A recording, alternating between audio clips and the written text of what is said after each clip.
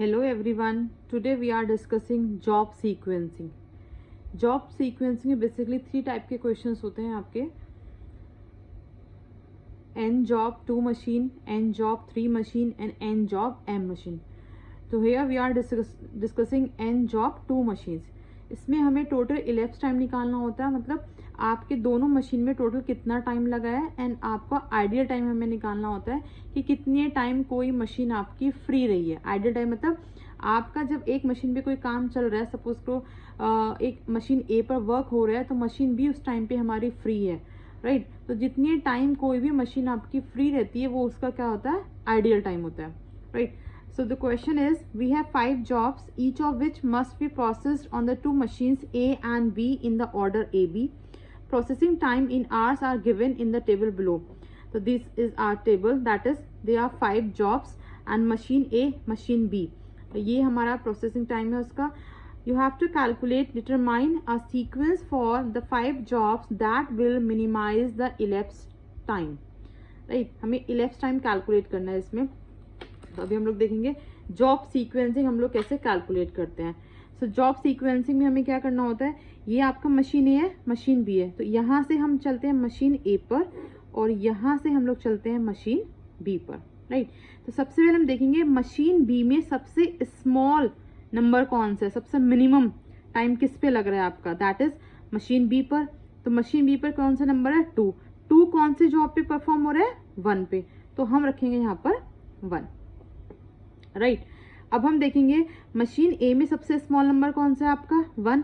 1 कौन से जॉब पर है, 2 पर, तो यहाँ रखेंगे हम लोग 2. देन अब आप लोग चेक करोगे मशीन बी में स्मॉल नंबर कौन सा है आपका, 4 पे कौन सी जॉब है आपकी, 5, तो यहाँ हमने रख दिया 5. देन हम मशीन ए पर देखेंगे, मशीन ए पर स्मॉल नंबर 1 था, वो 2 हमने ले लिया है. अब स्मॉल नंबर कौन सा है आपका, 3 कौन सी जॉब पर है, 4 पर, तो ये आ गया आपका 4. रिमेनिंग नंबर कौन सा बचा आपका, 3, तो now here you can write 3. तो योर सीक्वेंस इज 2 4 3 5 1. अब हम लोग कैलकुलेट करेंगे किस तरीके से. हमने लिख दिया है आपकी सीक्वेंस आपकी 2 4 3 5 1. ये है हमारी जॉब सीक्वेंसिंग, राइट.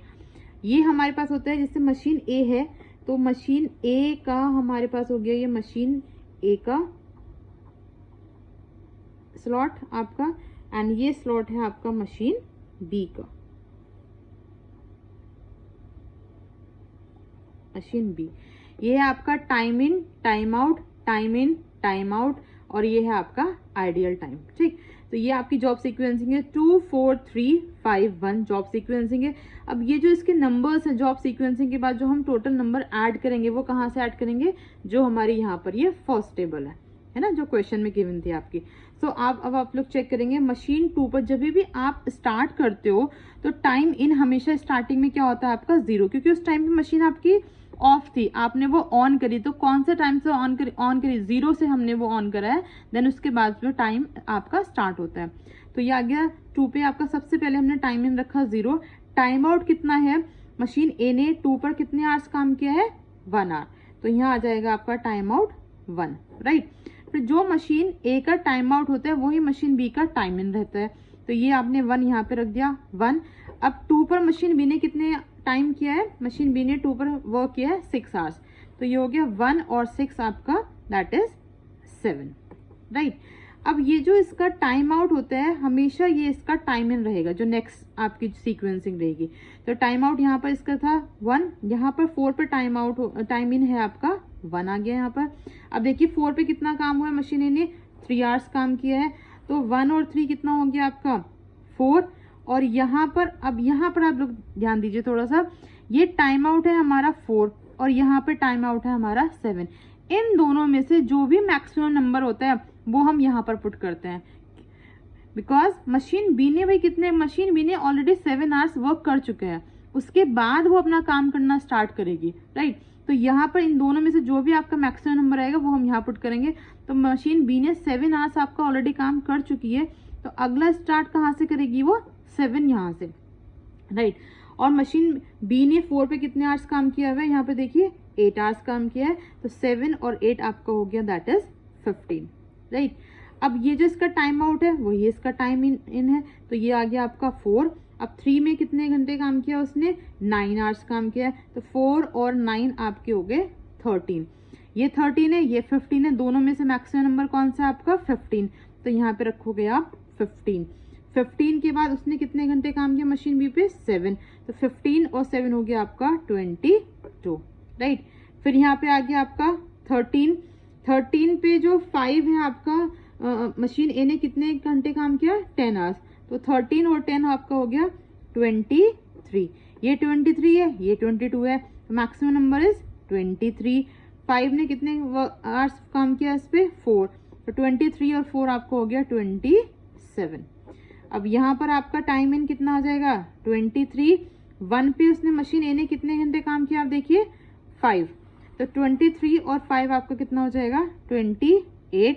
ये 28 है, ये 27 है, तो मैक्सिमम नंबर इज 28। और मशीन ए जॉब 1 पे मशीन बी ने कितने काम किया है, 2 आवर्स, तो 28 और 2 हो गया आपके कितने, दैट इज 30। तो आपको जो टोटल इलेप्स टाइम है, टोटल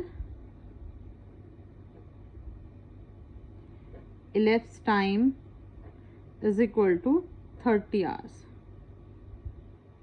राइट। अभी हम लोग आइडियल टाइम कैलकुलेट करते हैं। देखिए आइडियल टाइम कैसे कैलकुलेट करेंगे, पहले हम आइडियल टाइम कैलकुलेट करेंगे मशीन बी का।